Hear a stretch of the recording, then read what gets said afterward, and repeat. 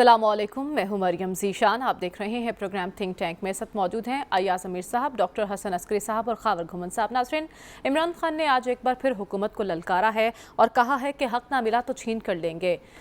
इमरान खान की हुकूमत को दी गई 6 दिन की डेडलाइन में से 4 दिन तो गुजर चुके हैं। अब 2 दिन बाद क्या होगा और हुकूमत इसको कैसे डील करेगी ये देखना बाकी होगा, क्योंकि हम देख रहे हैं एक तरफ हुकूमत मुश्किल मुआशी फैसले ले रही है, यानी मुआशी महाज पर दबाव बरकरार है, दूसरी तरफ सियासी महाज पर भी इस हुकूमत को प्रेशराइज करने की कोशिश की जा रही है। तो हुकूमत इस प्रेशर को किस तरह से बर्दाश्त करेगी, यही सवाल आज मैं अपने पैनल के सामने रखूँगी। अय्याज़ साहब, खान साहब तो पीछे हटने को तैयार नहीं है।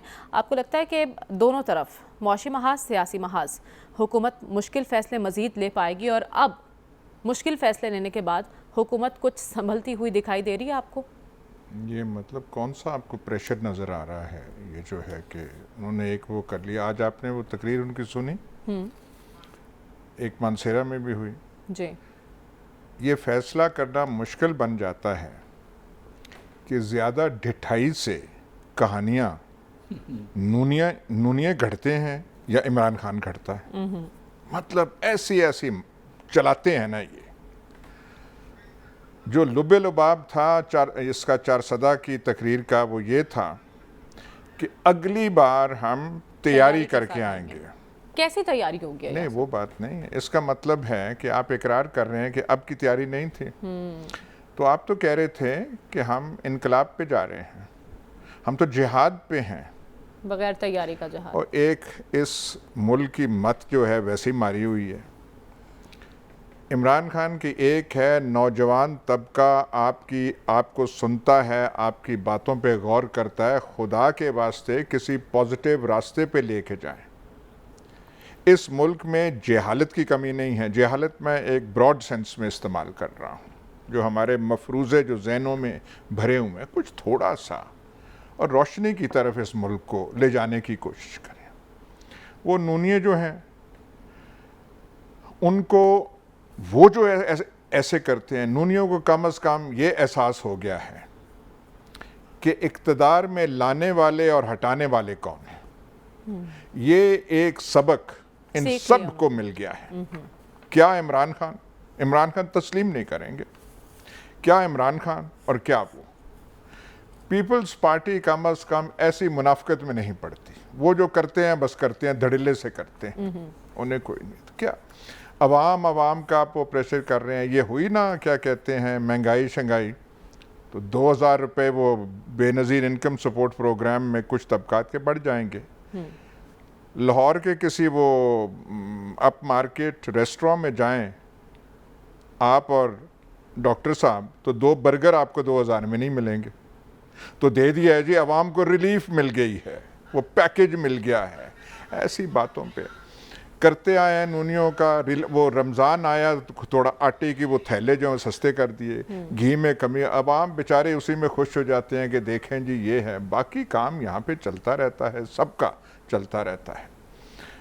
वो जो है, ये हम ऐसे तफरीक करते हैं कि एस्टैब्लिशमेंट कोई और चीज़ है और ये सियासतदान जो बड़े हैं कोई और चीज़, और ये सारा एक ही है हुकूमत करने का। कोई ऊपर आता है, नीचे आता है, किसी के सबसे, इसमें कोई तफरीक नहीं है। नवाज शरीफ को किसने हटाया था पैनामा पेपर्स के? वो सारा कुछ जो था अदालत से फैसला आया था जी। तो अदालत से सारा कुछ फिर फैसला है। फिर आप वो जो है, तो फिर जब इमरान खान भी आया था तो फिर वो बात नहीं है। तो सब कुछ ये अब जो है यहाँ है कि कैसे चीज़ें यहाँ पे होती हैं। उन्हीं की वो जिस कुर्सी पे नवाज शरीफ हुआ करते थे, शहबाज शरीफ बैठ गए हैं वहाँ पे बड़े आराम से यहाँ पे। तो अवाम की क्या आप कर रहे हैं? कुछ मिल जाएगा कर्ज। कल कल आपने जिक्र ही नहीं किया यौम तकबीर का। ऐसे मतलब हमारी तारीख का सुनहरा। आपने वो सरकारी इश्तिहार देखे थे? जी। ना झुके हैं ना झुकेंगे, सिर्फ कशकोल थोड़ा आगे करेंगे। जिसने कशकोल में कुछ डाल दिया उसका भला, जिसने ना डाला उसको भी अल्लाह हदायत दे। तो ये तो हमारा नाकाबिले तस्खीर जो दिफा है, और उसका हुलिया बिगाड़ दिया इस मुल्क का सारों ने मिल के।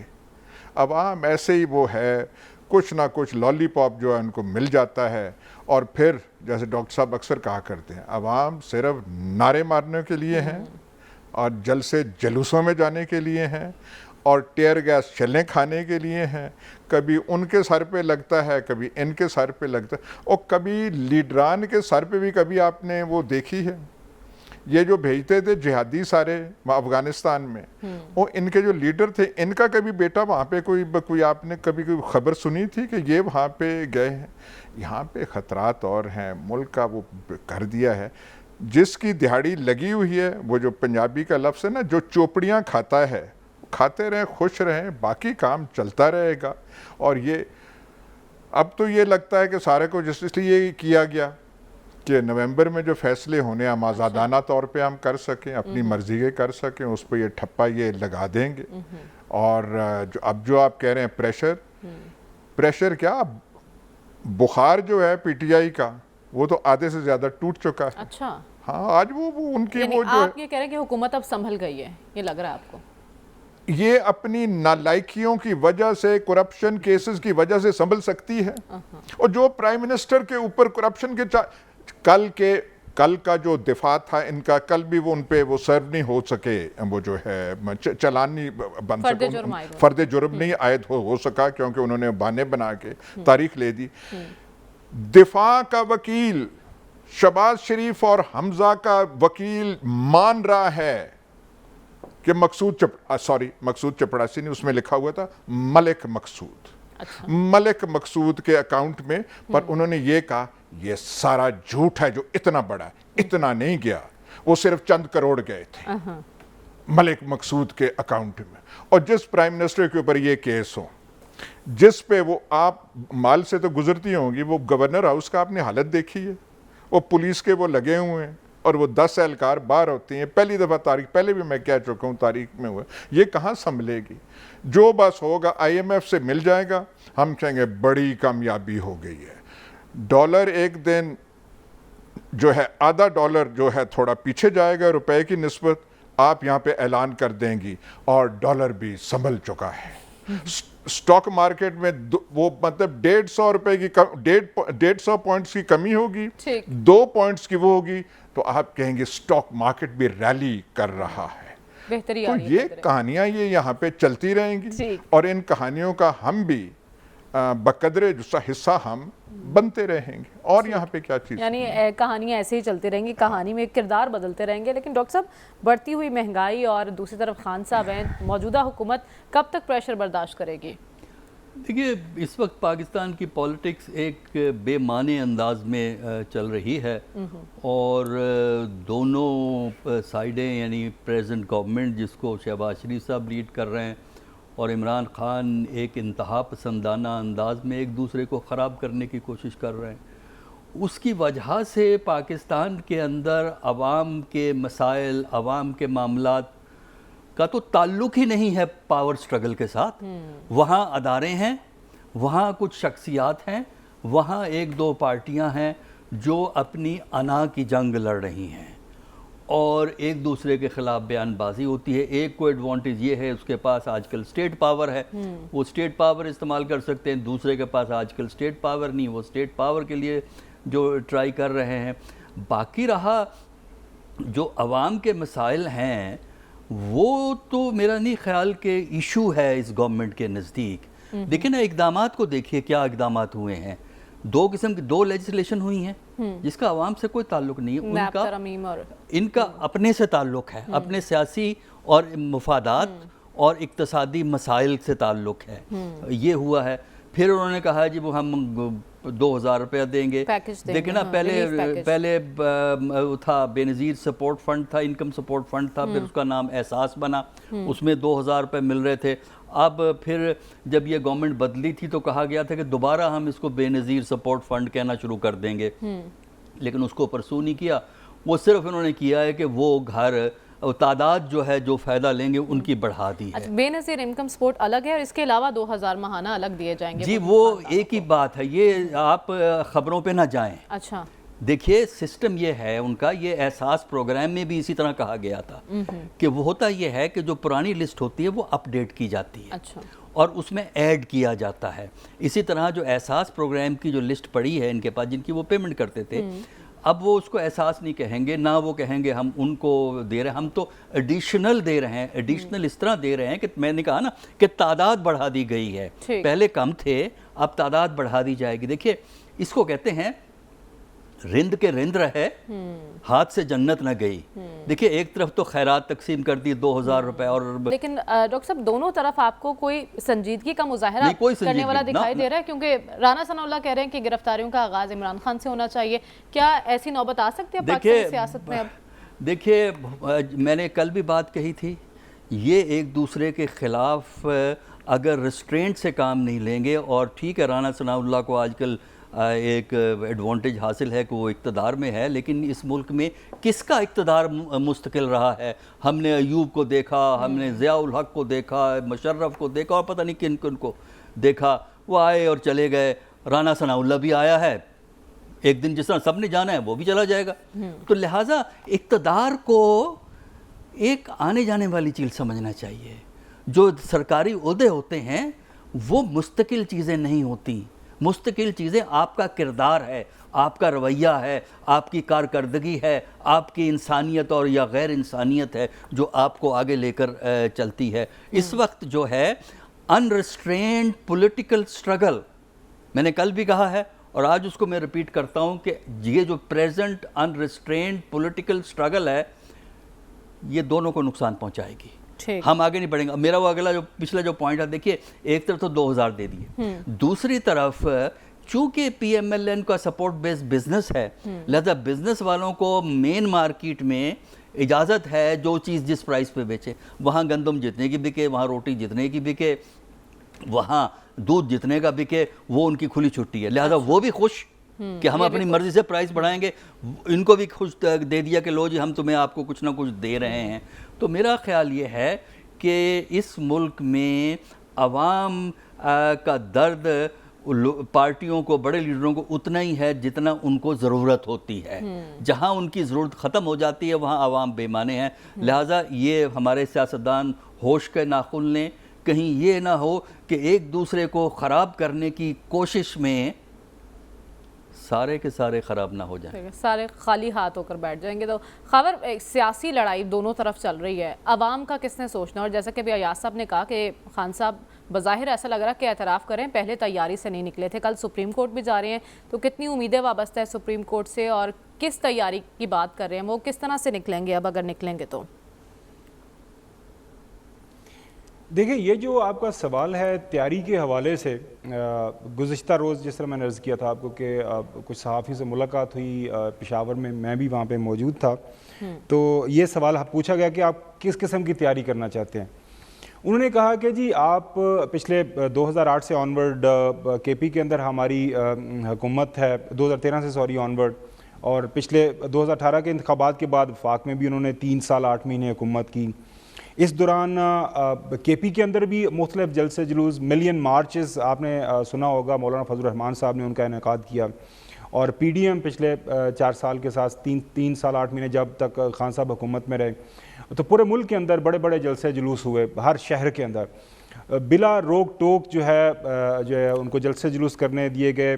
کراچی سے لے کے اسلام آباد تک سارے مارچز ہوئے, بالکل کہیں کوئی پتہ نہیں ٹوٹا, کہیں کسی نے کوئی پتھر نہیں مارا. پولیس جو ہے وہ ریکوائرڈ جو سیکیورٹی ہوتی تھی ان کو پرووائڈ کرتی تھی, ہر شہر سے آنورڈ چلے جاتے, اور آخر جس شہر میں جا کے وہ اپنا پڑاؤ ڈالنا چاہتے پڑاؤ ڈالتے. وہاں پہ ایک تقریر ہوتی, لانگ مارچ کرنا ہے, بیٹھنا ہے, دھرنا دینا ہے, مولانا صاحب نے بھی دیا اور بیٹھ کے چلے گئے. پی ٹی آئی کا بھی یہ خیال تھا, اور خان صاحب چونکہ اس وقت وہ سمجھتے ہیں کہ وہ مقبولیت کی بلندیوں کے اوپر ہیں, اور ان کا یہ خیال تھا کہ میں پورے ملک کو کال دوں گا, کیونکہ بڑے بڑے جلسے جلوس کیے پورے ملک کے اندر اپنے اس لانگ مارچ سے پہلے, تو ان کی خواہش تھی, امید تھی کہ پورے پاکستان سے لوگ آئیں گے, اور آن گراؤنڈ سے خبریں بھی یہی تھیں.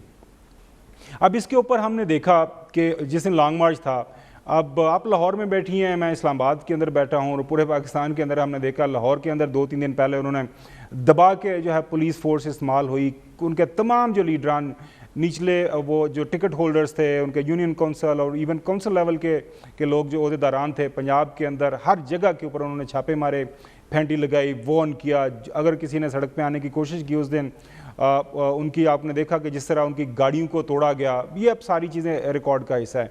اور یہاں سے ظاہر ہے کے پی سے چونکہ خان صاحب خود تھے تو ان کی حکومت ہے کے پی کے اندر، تو ان کے پاس یہاں سے تعداد تھوڑی زیادہ تھی.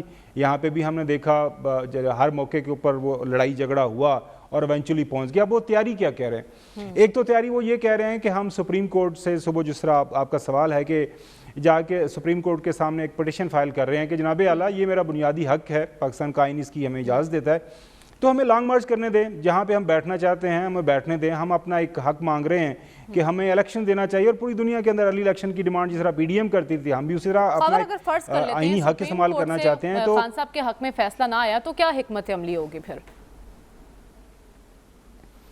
اب یہ فرض ایسے کر لیتے ہیں کہ وہ سپریم کورٹ کوئی غیر آئینی حکم دے دے گی. سپریم کورٹ نے پہلے بھی یہ حکم دیا تھا کہ تمام پارٹیز کو یہ حق حاصل ہے، اور اب بھی سپریم کورٹ اسی طرح کا اس طرح میں نہیں سمجھتا کہ اس طرح کوئی فیصلہ کو آئین کے خلاف ہو سکتا ہے.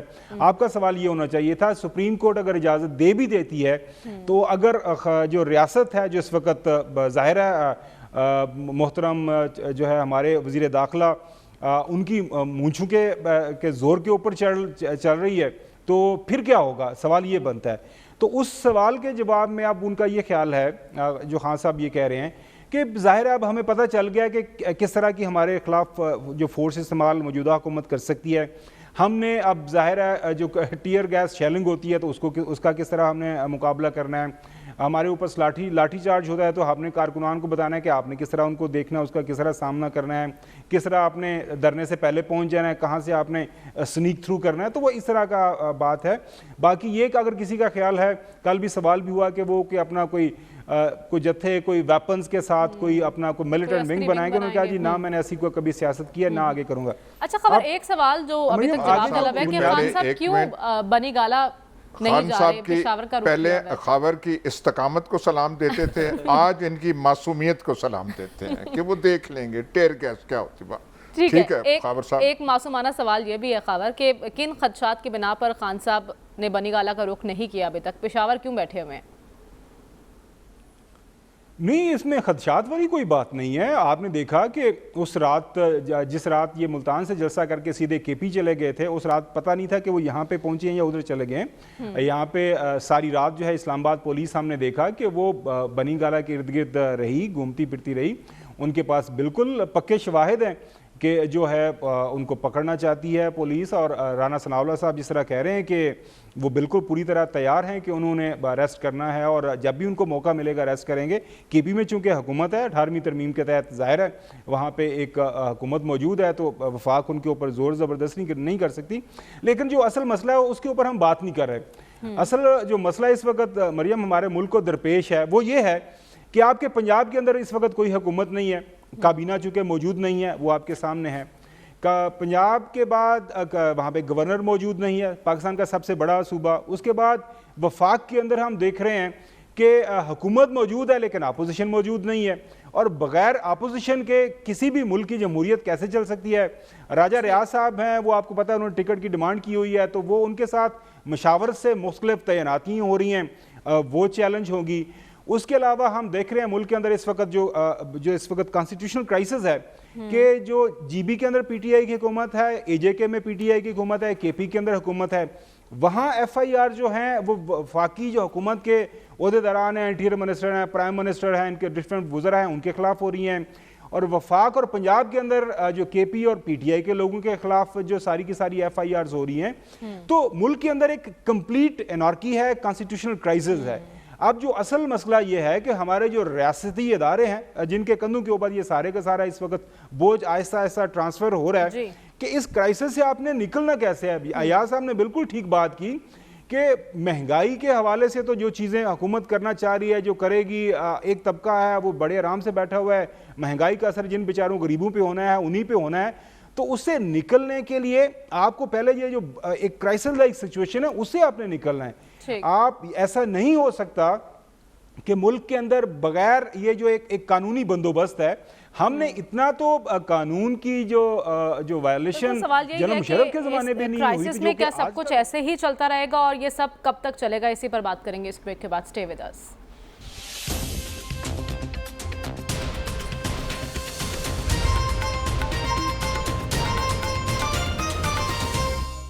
ویلکم بیک ناظرین. بریک کے دوران امتیاز گل صاحب نے بھی ہمیں جوائن کر لیا ہے. سوال یہ ہے کہ وزیر خزانہ کہہ رہے ہیں کہ پیٹرولیم مصنوعات کی قیمتیں ابھی مزید بڑھیں گی، یعنی مہنگائی کا ایک نیا طوفان آئے گا. اس کے ساتھ ساتھ وہ یہ کہہ رہے ہیں کہ معیشت اب سنبھلنے کے مرحلے میں داخل ہو رہی ہے، کیونکہ جون تک IMF کے ساتھ سٹاف لیول کے معاہدہ ہو جائے گا اور پاکستان کو $3 ارب کی نئی قسط مل جائے گی. اس کے ساتھ ساتھ چین سے مالی پیکج کی اچھی خبر بھی ملے گی اور عالمی بینک $1 ارب دے گا اور سعودیہ سے بھی کچھ مثبت خبریں آ رہی ہیں اور وہ 10 جون کو بجٹ بھی پیش کرنے جا رہے ہیں. یا سب تو آپ کو لگتا ہے کہ اتنے اقدامات یہ حکومت کر رہی ہے، اب ہمیں اس بحث سے نکل جانا چاہیے کہ اسمبلی اپنی مدت پوری کریں گی یا نہیں؟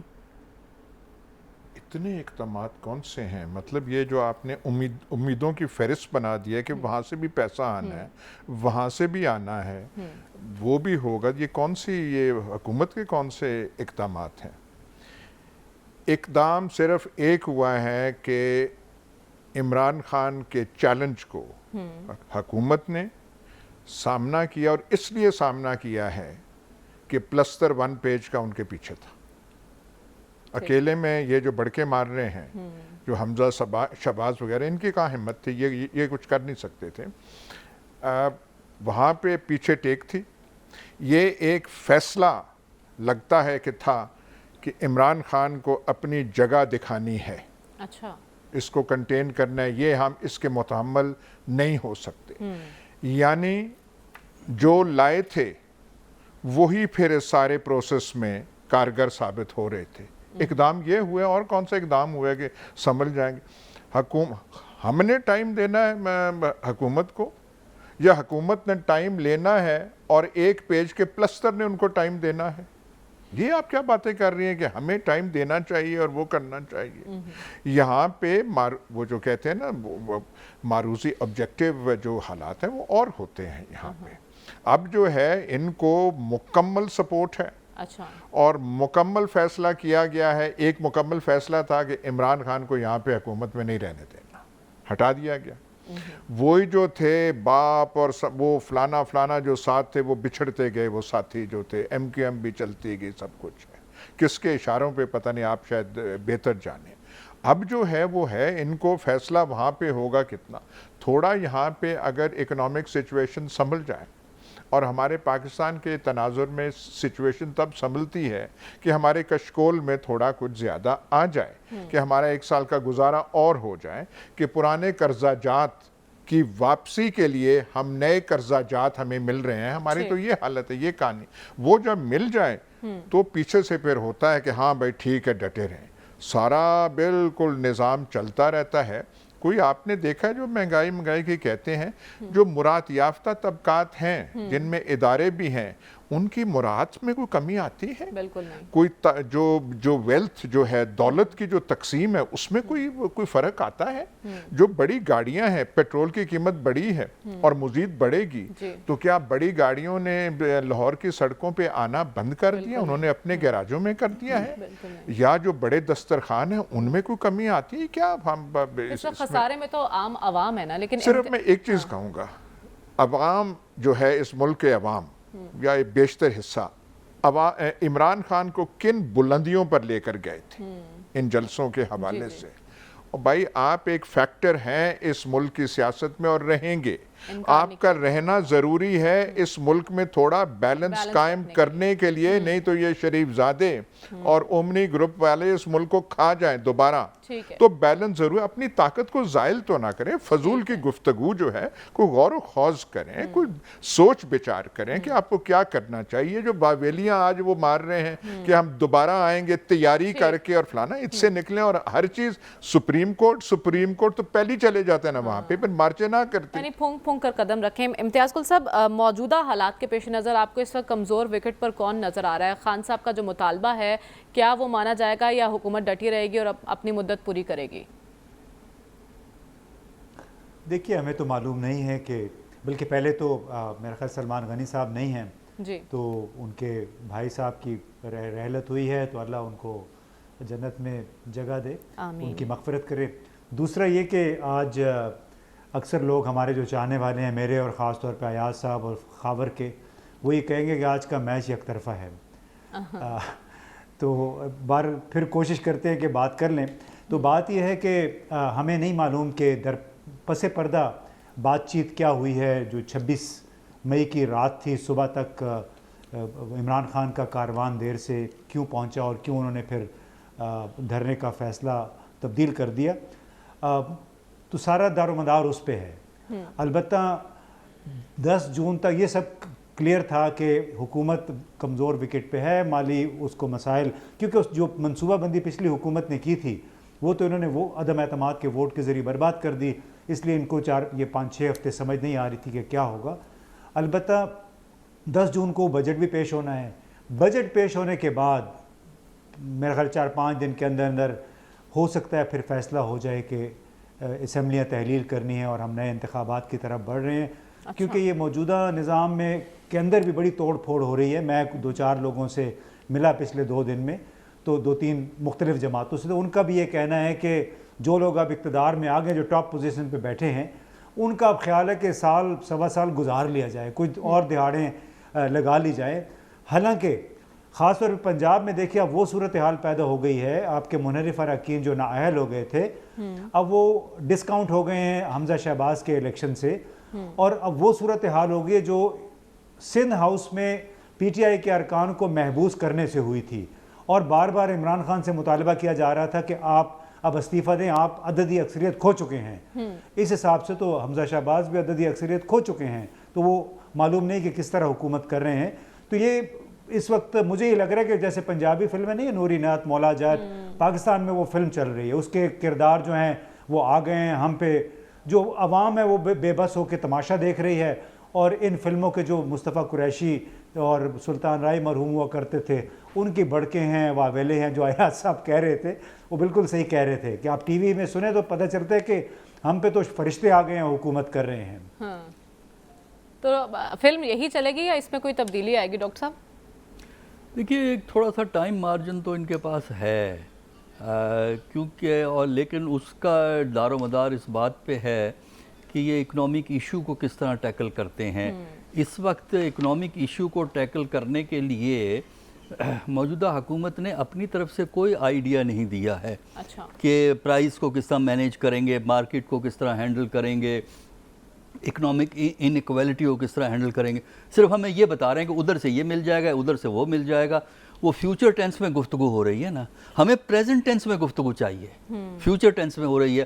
اور کیا ہو رہی ہے؟ باہر سے جو ملے گا، یعنی جس ملک کی اکانومی کا دار و مدار غیر ملکی سورسز پہ ہو، اس ملک کی اکانومی کا تو اللہ ہی حافظ ہے کہ آپ کے پاس آپ یہ نہیں ہمیں بتا سکتے کہ آپ اندرونی طور پہ اس اکانومی کو کس طرح کریں گے۔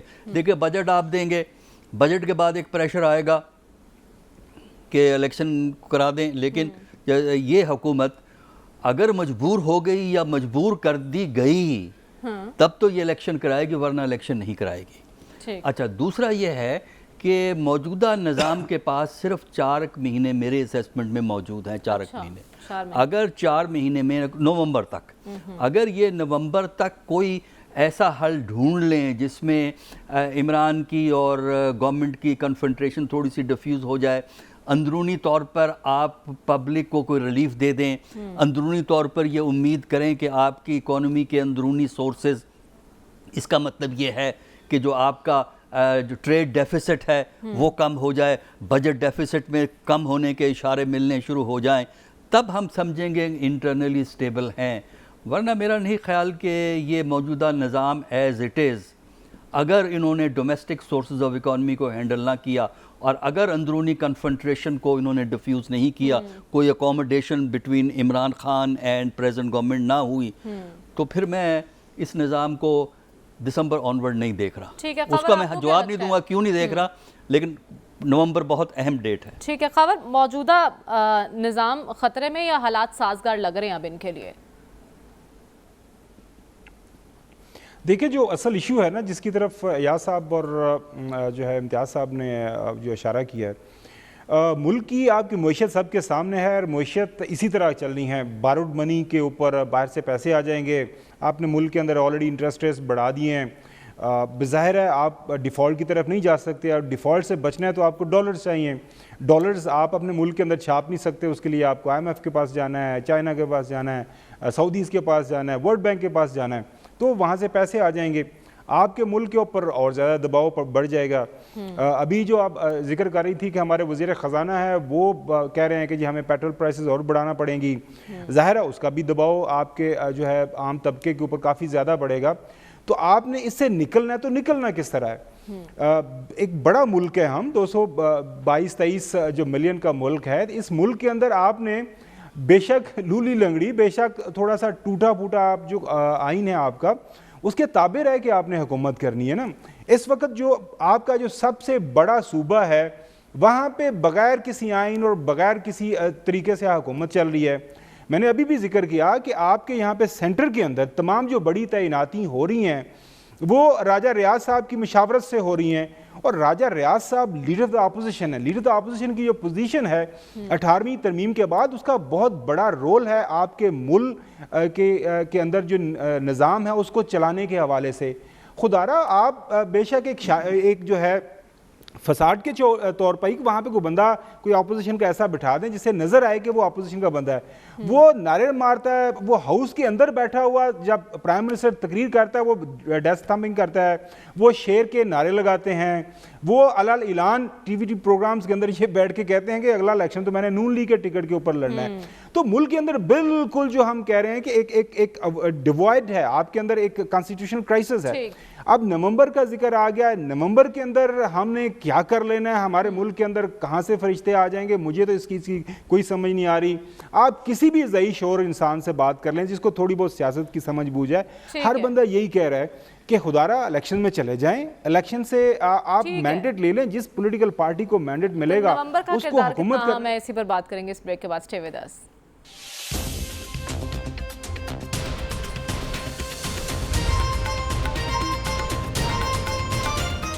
आज के प्रोग्राम से इजाज़त दीजिए, आपसे इंशाल्लाह अगले हफ्ते मुलाकात होगी। अल्लाह हाफ़िज़।